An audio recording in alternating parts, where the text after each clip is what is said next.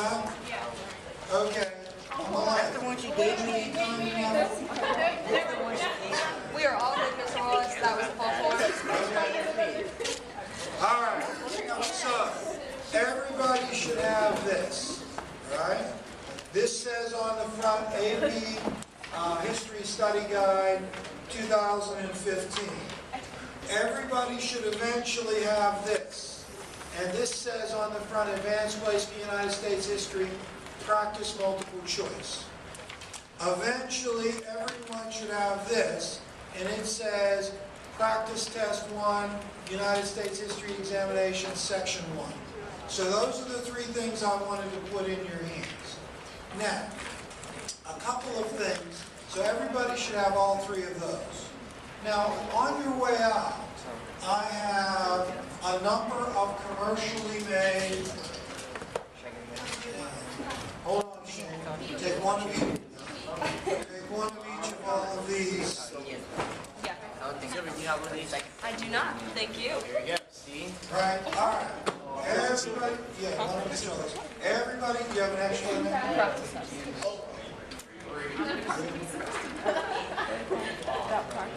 I think we still possibly It's coming that way. Okay, so you need this one right here? Three of these? Okay. Now, as I was saying, so everybody look at me again, all the kids are looking at me. So, on the way out, I'll have these books available. Now, these books are mainly for the old test. So, for example, this Barron's book is new, and so it might be in preparation, one of each of all of those, it might be in preparation for the new test. But some of them are old, some of them are new. In terms of not being for the new test, that just means that the practice materials, the actual practice questions, are not formatted in the same way. But the outlines in there are valuable. The summaries are valuable. And the practice questions, the multiple choice practice questions, do provide a kind of easy way to study. I mean, the key to preparing for this test is to do just that, prepare for the test. Now, part of preparing for the test you've been doing all year. So all year long, you're in the class, you're paying attention, you're hopefully reading, you're studying for tests, you're taking notes, you're writing essays, you're evaluating primary sources, you're trying to glean things from them, you're practicing your skills, you're improving your skills throughout the year. Now, part of the test is going to reflect that, and the other part is going to reflect your preparation for the actual test itself, reviewing some of the things that you learned, practicing, some of the things that you learned in preparation for the test. Now, one of the best ways to do that is to take practice tests. It's kind of the value of it is it kind of focuses you on those questions. It displays things that you don't know. It allows you to refocus your studying on things you don't know. So one of the things that we're going to do is every time we get together, we are going to do maybe one or two questions from this practice test right here. Right? And this is the one that says Advanced Placement United States History, Practice Multiple Choice. The reason that we're going to do these are basically all we have as being published by the AP itself.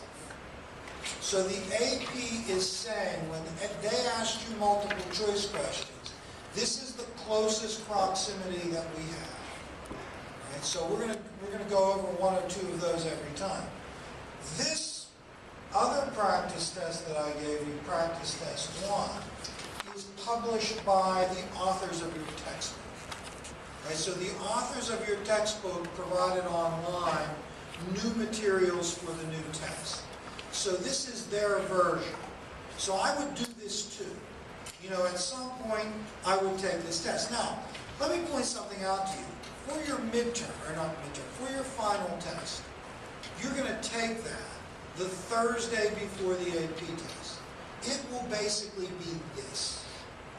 Right? It will be 55 questions that will be formatted like this. William Smith, please come back to the office. William Smith, back to the office. And like this. So you'll take that test for a grade. So that will be one of your 9 weeks grade. Now, your preparation for the AP test will prepare you for that too. So we're working together, we're starting today, we're studying, you know, whatever, we're going over things, and you're getting ready for the AP test. You will also be getting ready for that test. So you'll take that the Thursday before the Friday.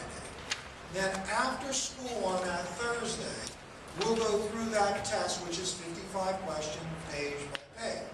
And we'll say, okay, what questions do you have on the first page? And you'll say, well, I don't know this or I don't know that. And we'll use that as a final review. So we'll spend a lot of time practicing the type of questions that you'll take on the test. Now, with that being said, let's do 2 things. One, let's go over the format of the test just quickly. And then we'll go over this U.S. study guide, and we'll talk about that. And then we'll do a question from the practice test. In terms of the format of the test, and like I said, up until this year, the test was all the same. You know, there was, 85 or 80 multiple choice questions, and they were just multiple choice questions. They were 4 or 5 potential responses on various topics, and there were 80 of them that ranged from the time before Columbus got here right up into the administration of George W. Bush. And so we would study for those multiple choice questions, and then there were 3 essays. There was a document-based essay, and there were 2 free response essays. You picked 2 of 4.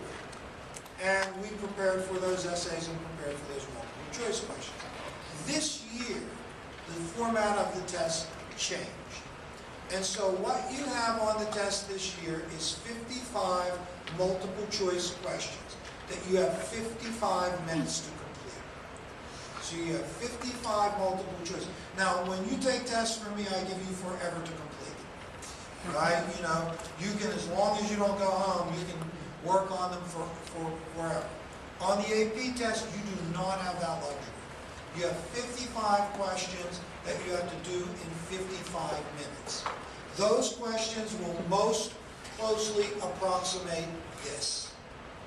Every one of the multiple choice questions will have a text with it, a picture with it, a cartoon with it, and then multiple questions that are associated with it. Now, that will be worth 40% of the total test grade.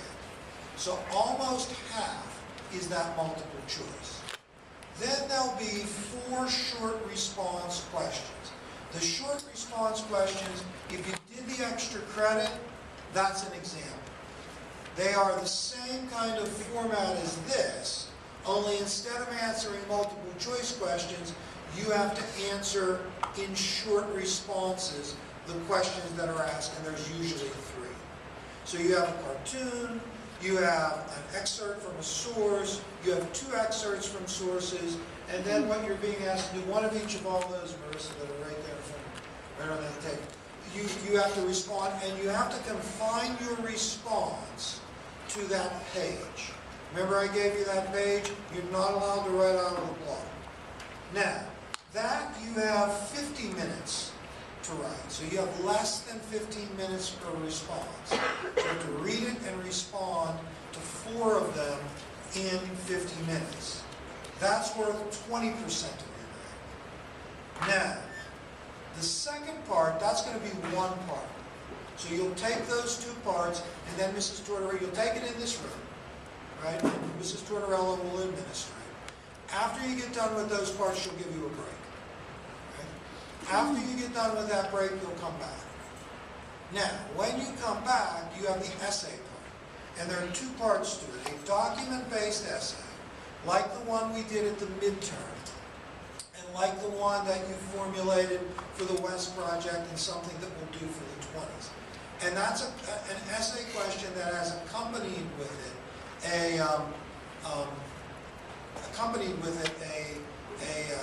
a set of documents. And the idea is, just like I read to you today, and I read that entire 1989 document-based question, and fundamentally what it said was, here's a question, here are documents, and based on these documents, what you can glean from these documents, and what you know, you should respond to this question. So what you're doing there is basically what we've done on all of our in-class essays. You have a prompt, you formulate a thesis, right, that's based on that prompt. You support that thesis with evidence from the documents and what you know. Now, in the new format, they have a very specific list of instructions. So I'm going to show you examples, not today. My problem is we don't have offset printing anymore. So I have to stand in front of the copy machine, fight the English teachers, fight the foreign language teachers, for copies. And so, we're all out there fighting. So, to get these copied, these take forever. I have to do 5 at a time, come back and do 5 more. Well, nevertheless, I'm going to make duplications of various document-based essays that they've given us as examples, and we'll go through them. And they have these very specific instructions, and one of them is they want you to incorporate almost every single document. So they only give you 5 to 7, but they want you to use almost all of them. They say all but one, right, in your response. Okay, but we'll talk about that. Then, after you do the document-based essay, which you have 55 minutes to complete, read the documents and respond to the essay in 55 minutes. This is making you nervous, isn't it, right? Now, then that's worth 25%. That one question is worth 25% of your grade. Then you have a long essay response. The long essay response is a misnomer. Basically what that's saying is an essay like we've done in class, right?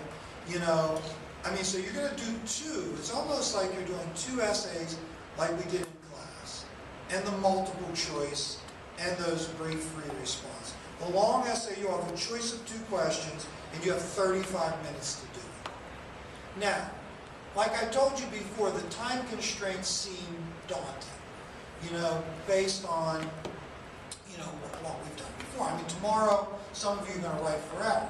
But frankly, you know exactly what, besides handing you the prompt, I can't tell you any more of what the question is going to be. So you know exactly what the question is. Some of you are conscientious and you'll study that tonight. So you'll be ready. And we've been talking about it. We've been going over it. So you have a lot more to write. On the actual AP test, we're going to study things. But the question that you're focused on, just by the nature of the preparation, you're just not going to know as much. And that's just natural. You're just not going to know as much.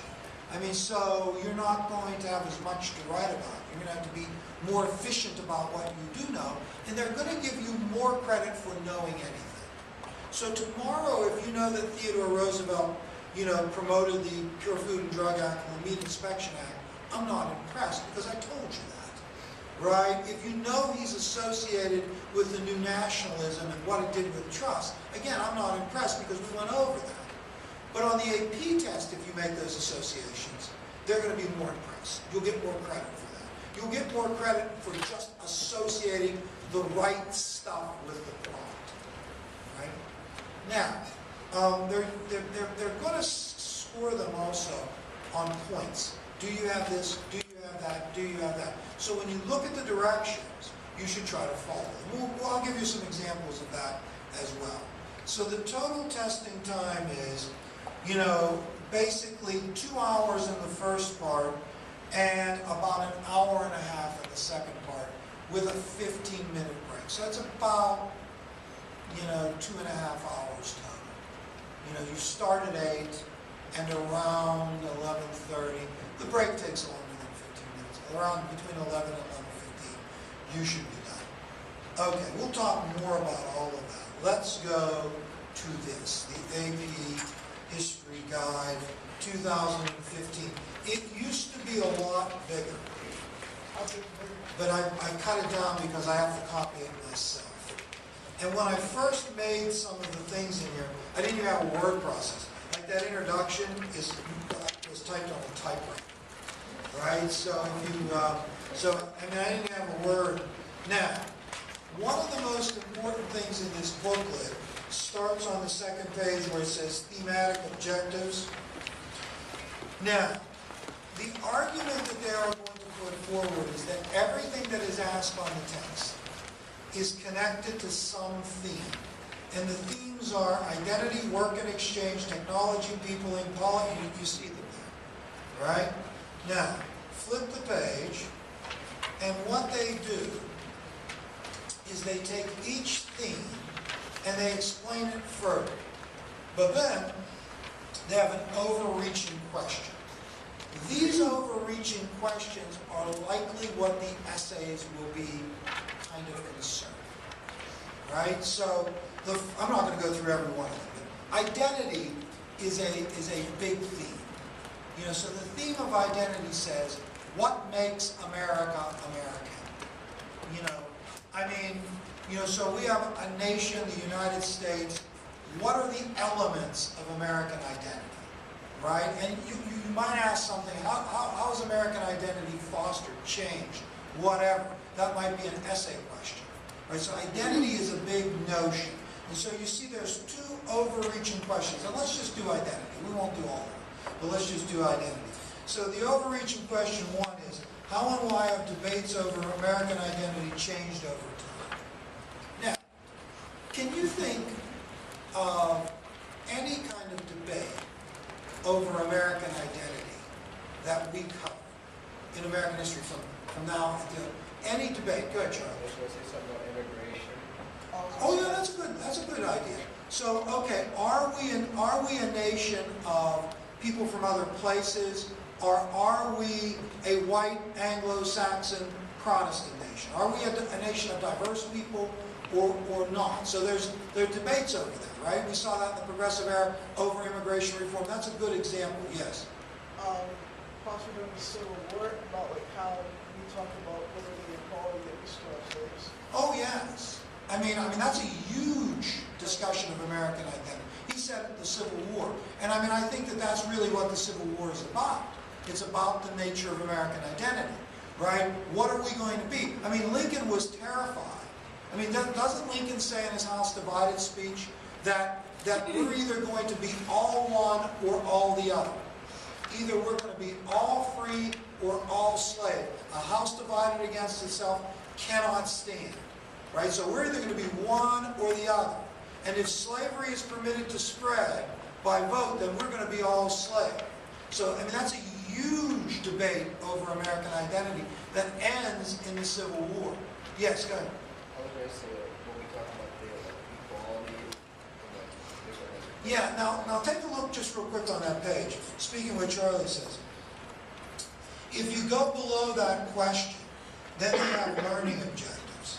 And I know one of the learning objectives is to identify the identities. If you go to ID 6, no, that's immigration, right? ID 7, gender roles, no, that's women. ID 8, civil rights activism in the 20th century affected the growth of African American, and other identity-based political and social movements. So, like what we were talking about today is really a question of identity. And frankly, I was surprised that we didn't get more conversation about our discussion today, in terms of Du Bois and Washington. It didn't seem like people, I don't know if people were tired or they were reluctant to kind of embrace that discussion, I don't know. But it is a question of African American identity, is it not? And so part of that is saying, okay, how did black people see themselves? Right? And really what Du Bois and Washington are arguing about is that. How should we see ourselves as a community? Should we see ourselves as a community as people that are going to be accommodating and focus on economic objectives in order to eventually earn the kind of rights that everybody else gets? Or are we going to be a people that agitate for those rights? Right? It's a question of African American identity. So yeah, I mean, each of the themes, and it seems to me that's how they're going to package a lot of things, thematically, right? So one theme is identity, the other is work exchange and labor and technology. Wouldn't it be grand if there was a question about the homestead strike? They would have to do an investigation. They would say, well, these kids know too much about this. There's something wrong. Somebody must have scripted them in this homestead strike. They know too much of that topic, but certainly work, exchange, and technology. And then you have the overreaching questions there.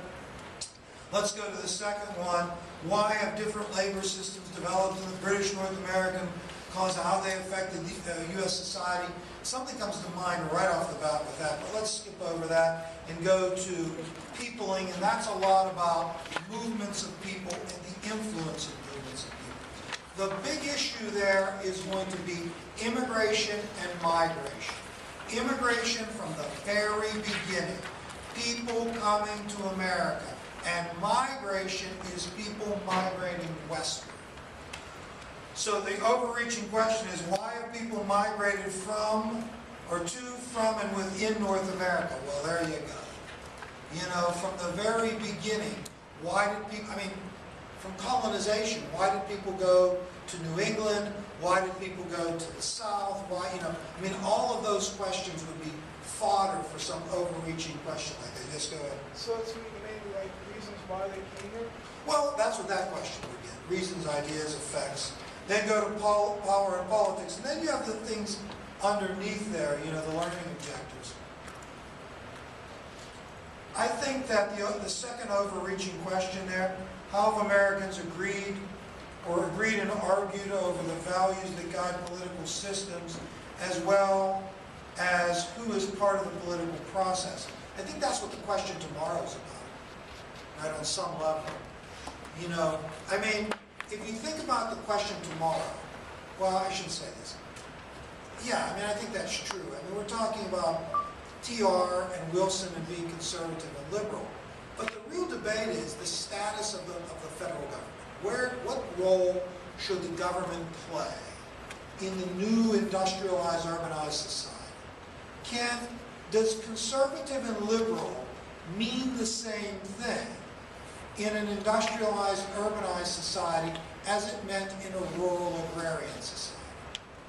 You know, in a world where most people lived and worked on the farm and had kind of independence established by property ownership, can politics be the same as a world that, you know, that people are dependent upon wages and there's the consolidation of huge businesses and capital, you know, accumulation? Okay. And then America in the world, you know, is basically foreign affairs. And obviously there are junctures, I mean, beginning with America being part of the Atlantic world and culminating with the War of 1812, and then kind of re-entering the world after the War of the Spanish-American War. But Thursday we're going to start World War I. So, I mean, the Spanish-American War is America's coming out. You know, and America comes more out in World War I, and certainly World War II in the aftermath. The United States is a huge part of the world. And then physical environment and geography, that's kind of the hardest one, you know, to come up with overreaching questions. And if you look at the first one under environment and geography, how did the interaction with the natural environment shape institutions and values of various groups living in the North American continent? If you think about colonization, is there anything that comes to mind right away about that? You know, if you say, how did the environment shape institution and values? Yes. Got here, they noticed that they were in a completely different world. There weren't, in England, there was barely any trees to get chopped down for the ships, so it's kind of plains. But when seeing if they go to America, near the Chesapeake Bay, there's a lot of trees. Plus, it's mainly swampland. There's not a lot of swampland.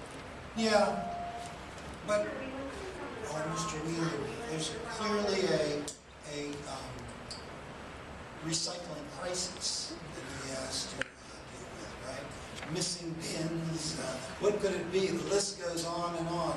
I was thinking more about the New England towns and how the town settlement pattern was somewhat dependent upon the topography, the nature of the soil there.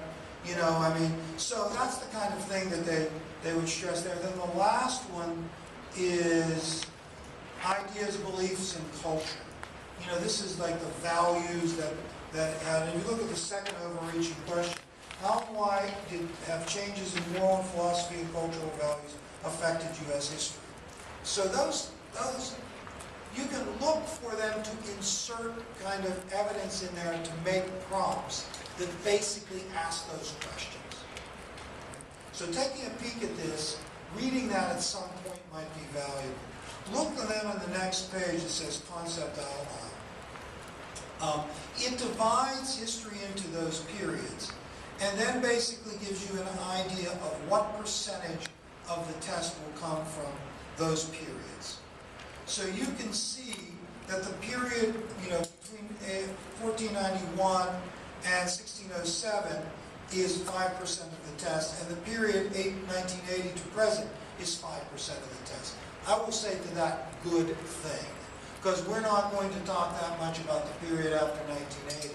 Now, they've also guaranteed they will not ask a document-based question or a long essay question from either one of those two periods. So all of the long essay questions will come out of those other 7 periods. And you can see the breakdown.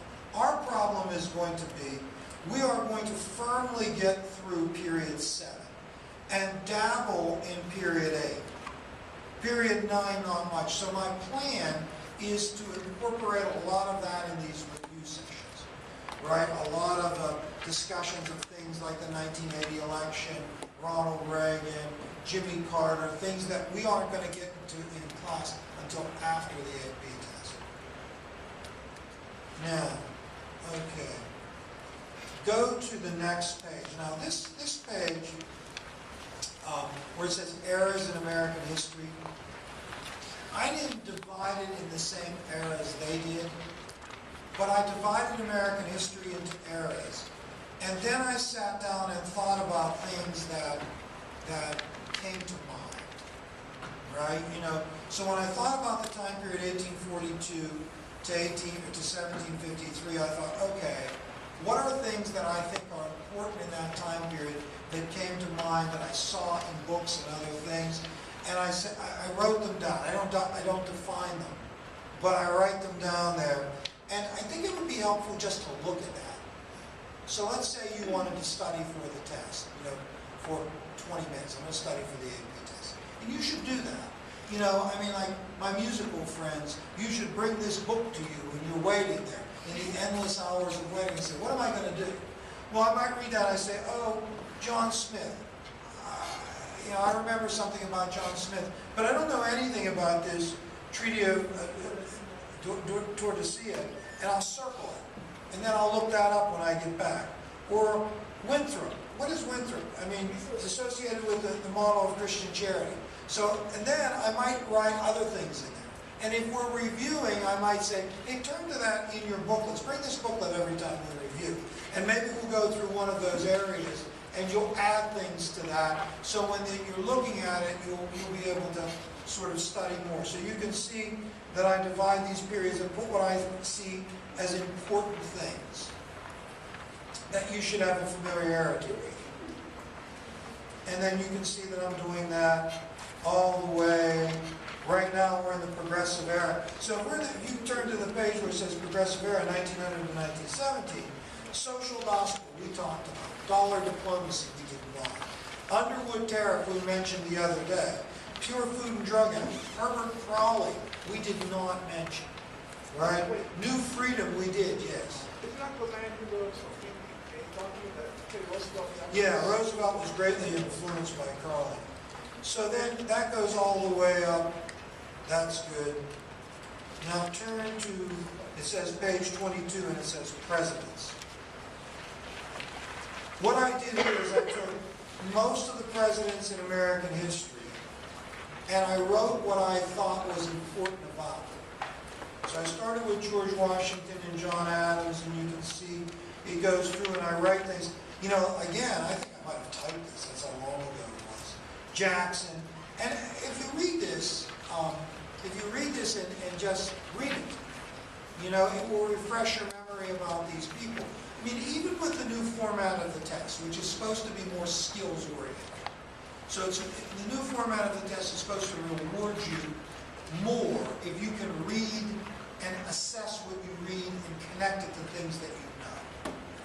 But still, knowing more just as good, right? Having a deeper content, knowing more about that content is just simply going to help you, right? So if you decide that you're going to read the first 20 presidents, and as you're reading, you think of other things that you might like to fill in there, or even if you go through it in your book or something else, and you read the president, leaf through it, and you write something in your book, you know, it's helpful.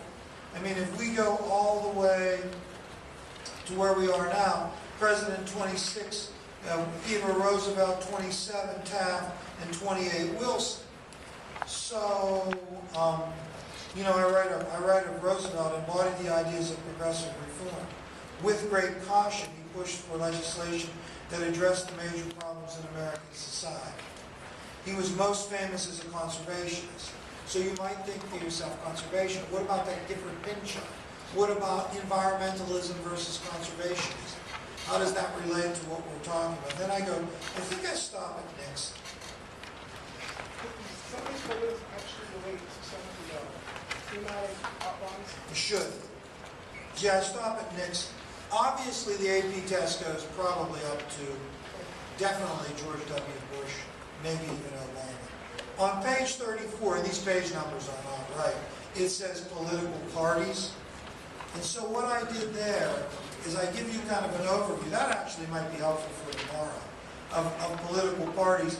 And then I kind of duplicated a little illustration down there where I talk about the evolution of political parties from the Federalists to the death of the Federalists to the National Republicans to the Whigs to the Republicans to present, the Jeffersonians, the Democratic Republicans, the Jacksonian Democrats, the Democrats at present.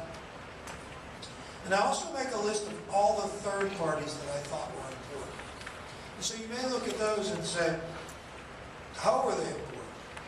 You know, and put those in there. So now, go to page 35. Some terms and events and ideas that I think you should know. What I did, it was quite some time ago, what I did is I looked at all the old AP tests that I had, you know, that were published. There wasn't many at the time. And I looked at the italicized words. Words that were italicized or put into quotes. And I identified all those words and defined them. So, I mean, again, these might not be up, but I also try to put them in chronological order. Now, this is what I'm proposing. This list, right, I think there's a review session on the Monday before the test, and a review session on the Thursday before the test. At that review session, I'm going to start on this list, and I'm going to do as many terms as I can. And if you look at it, it takes you to Calvinism and Puritanical, and I'll just go.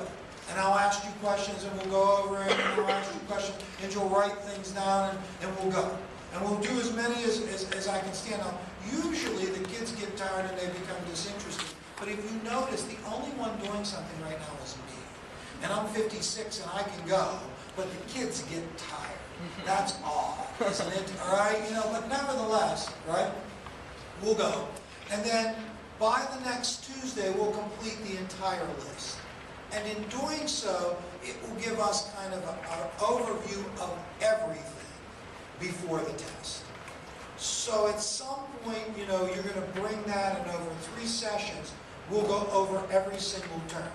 And like when we talk about Calvinism, I'll say, well, Calvinism, I'll relate it to the Puritans, I'll relate it to Massachusetts Bay, etc. Right? So we'll do that over 3 days. And you can see that you've got a fair amount of terms there. Right? And if you go up to where we are now, it's expose, muckraking, referendum. Those are the progressive terms. But even temperance and prohibition are progressive terms. And then it goes all the way through the 1960s. And that's where I ended. Now, page 46 are women in United States history. I confess that gender issues I haven't covered very well, right? Now, the AP is very inclusive. In other words, they are very conscious of including everyone's history. So you can expect that there'll be questions about, the role and condition and status of African Americans in terms of identity, like that conversation we had today that no one was interested in but me, which I thought was fascinating, incidentally. Right? This difference in how, what I thought was so interesting about it is how different people come to different conclusions about problems based on their own experience. So what I thought was so interesting about Du Bois in Washington is here are these two people that have different experiences that want to address the same problem, but they come to different conclusions because of their worldviews, right? I mean, they view the world differently, and they come to different conclusions. And so what we wanted to debate was what conclusions seem to be most appropriate in that time frame. And obviously there isn't a correct answer. But thinking about that is important. That's, I was trying to prod you to do, and seemed reluctant to engage with that. But here I just took every woman that I thought might be prominent. And then, of course, Jane Addams, 2Ds is on there. Harriet Tubman, Sojourner Truth, Dorothea Dix, and I wrote a little bio on each of them. So again, Coulter, this is something that there you are sitting backstage and you say, darn it, I'm going to pull out my book and read important women in United States history. Right? Or Shane, there you are, on the street corner smoking cigarettes, and you're going to say to yourself, in between puffs, I'm going to read important, in American history, right? And then on page 103, I have legislation to remember. And these are important laws. Now notice something, Jackie, about those laws. That most of the laws that are there are post-20th century. Right? I mean, you go to the Sherman Antitrust Act, which we talked about the other day, but the Pure Food and Drug Act and all these, it's because that's when the federal government, the progressive era is when the federal government kind of gets into the game. Right? So the federal government prior to that is really just delivering the mail. Yes, there is Clay that's out there that's promoting the American system and tariffs and things like that. But this real active federal government that is going to kind of, take action to try to improve and benefit the lives of people. And that there are going to be debates about what the federal government should do. That's a 20th century thing. And you're seeing it emerge with progressivism. Federal Reserve Act, which we mentioned, other pieces of legislation, Civil Rights Act of '64. And then the last thing, I took issues in the post-World War II era. And that's where we really are weak in coverage. Now, obviously it's my fault that we should have done more. And I'll take responsibility for not getting as far as we would have liked to. But, the snow days hurt. Other unforeseen things hurt. But there's always kind of this challenge to get a better familiarity with the more modern era. Now, so I picked a bunch of different things that I thought would be important to know. And I listed them under topics like suburbia, Cold War, and Vietnam. Now, frankly, we'll cover some of that before the AP test. We'll cover suburbia, the baby boom, the Highway Act. Not necessarily rock and roll. The GI Bill, yes. Iron Curtain, Marshall Plan. We'll cover a lot of that before the test. Even like the Greensboro sit-in and Rosa Parks, Little Rock, some of that we'll cover before the test. Watergate, probably nothing. So this is yours to keep. Use it as you might see fit. I think it would be great to bring it with you every time you write. Now, before we conclude, and I know the hour is late, but let's just take a peek. Turn to this, and let's take a peek at this first question. So, Mariana, just for a second, just for fun, let's look at this first question. Okay. Now, the first question, the first set of questions on this, questions 1 to 3, are referred to the excerpt below. English expectations of the New World and its inhabitants died hard. America was supposed to be the land of abundance, peopled by natives who would not only share the abundance with the English, but increase it under English direction. The Englishmen simply did not envision a need to work for the mere process of staying alive. The problem of survival as they saw it was at best political and worse military, and at worst military. Although Englishmen long remained under the illusion that the Indians would eventually become useful English subjects, it became apparent fairly early that Indian labor was not going to sustain the founders of Jamestown. So this is a secondary source. The historian is Edmund S. Morgan. The text is The Labor Problem at Jamestown, and it was published in 1971. So, besides what you read there, what do you remember, if anything, about the Jamestown settlement in 1706? Yes? So Jamestown nearly did not make it, right? What was the nature of that settlement? Go ahead, Joe. Who? So in terms of Jamestown, the settlers wanted to find bullion, they wanted to find gold. You guys love that word, bullion, don't you? Yeah, they wanted to find gold, they wanted to find bullion. But who sponsored the settlement? Now we know it was England, but there's something important, about that. Go ahead, Sylvia. Jamestown was established by who? Darn blasted, Sylvia. Go ahead, Antonio. But you mean like you chartered it? Yes. Like King James? Look at Coulter. He's alive. Go ahead. Well, James was the king. Yes. Private companies. A private company named, wasn't it the Virginia Company? Yes. Right. So, why did I take so long to tease that out? Because it's the same name as... Obviously, so, well, yeah, I mean, it's the name of Virginia. It was the Virginia Company. But so it took me a long time to tease that out. The Virginia Company was what? We made a big point of this. It was, yes, it was a joint stock company. It was a private company that was chartered by the king to establish a colony, and Coulter, its goal was to do what as a private joint stock company? Yes, to make a profit. And how did it expect to make a profit? How did the Virginia Company expect to make a profit? Go ahead, Charlie. Stay with me on this. Go ahead. Say it. Bullion. They were going to find gold, or, besides finding gold, yes, go ahead, Melanie. They were going to find gold, they were going to grow a cash crop, or they were going to find the Northwest Passage, right? So they hoped to profit by establishing a colony there. So what is this source about? So this company establishes a colony in Virginia. And what is this source about? What's the essence of this source? Go ahead. They expected it to be really easy just to go over there and Now let me ask you this, Joe, while you're answering that question. What's the thing that comes to mind about the Virginia experiment, about Jamestown? You know, when you think about, who do we associate? We associate one person. Say it, Shane. One person. We only mention one person. Look at Daniel Patrick Fair. Go ahead. It is John Smith. And John Smith is responsible for what?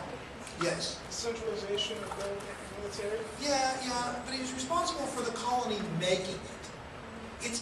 It almost doesn't make it. Somebody said that. It almost doesn't. I didn't make names. It almost doesn't make it. It almost flounders, right? It almost fails. Now,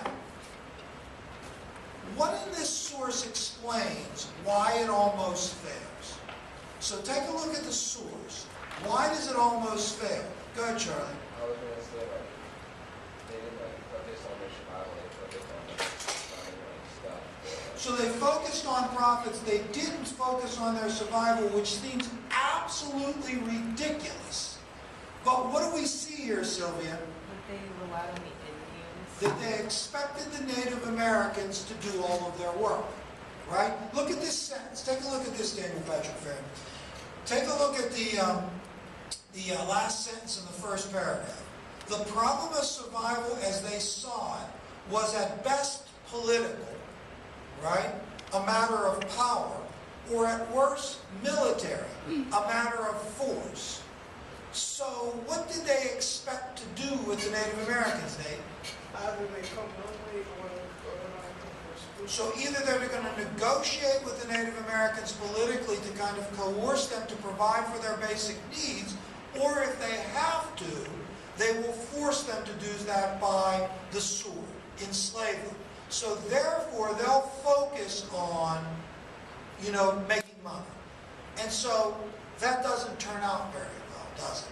Right? The Native Americans respond to that, in a manner that, who was the Native American leader that was associated with Jamestown that I have a terribly difficult time pronouncing his name?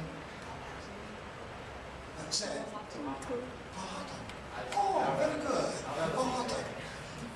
Is that how you say it? I would say Powhatan, right? Mr. Wheelan says it really well. He's so proud of himself, too. And who was his daughter? Pocahontas, right? Now, before you look at the questions here, that Jamestown settlement, that is, and look what they're focusing on in this question: labor, work, exchange, a tradition of labor, right? These settlers there did not want to work to sustain themselves. They wanted to profit, right? And exploit the Indians and force them to labor. Now, just before we go, and I promise to let you go in a second, right? Look at question 3. Compare New England, early English settlement in Virginia. Compared to New England, early English settlement in Virginia and Maryland was characterized. So, yeah, go ahead. So it's asking what was it like life in Virginia compared to? Yeah, I mean, you compare it to New England, the settlement in Virginia and Maryland was less. So now, the labor system in New England is going to be quite different, right? The Virginia settlers are going to go down there and not want to work to meet their basic needs, and they're going to want to exploit the environment down there to find bullion or to grow cash crops to make quick money and then pay back their investors, right? And this results in problems. But the New England settlers are going to come there, and what's their position on work? I mean, what do the New England settlers think about work? Go ahead, Dominique. Yeah, go ahead, Dominique. Yes, they have that Protestant work ethic, where they're going to celebrate work. Now, think about how that connects to what we're talking about today. Remember we said that African Americans and white people in the South, nobody wants to work, right? Because the white people think that slaves work. So the first white people came here and said, oh, slaves don't work.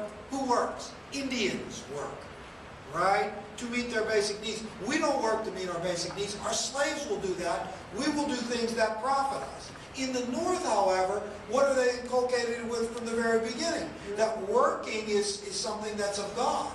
And so what did I make that, hold on one second. What did I make that argument about Booker T. Washington?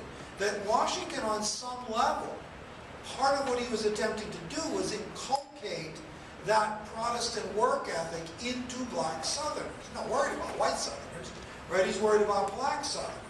Yes, go ahead. Didn't that also, doesn't this also pertain to like political status that like you told us about gentlemen that they don't? Yeah, they don't want to work, right? Who does? Certainly not me. So let's end this conversation here with that, and we'll do another question. We'll do a couple questions every time, and then we'll do other things as well, and we'll review those and try to study. What's that?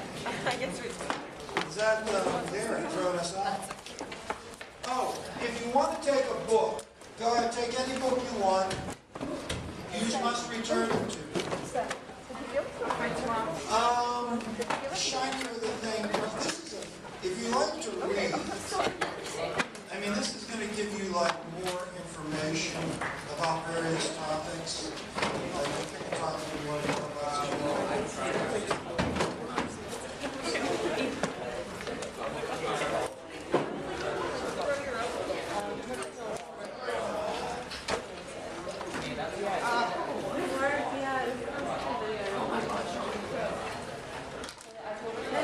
Cutting them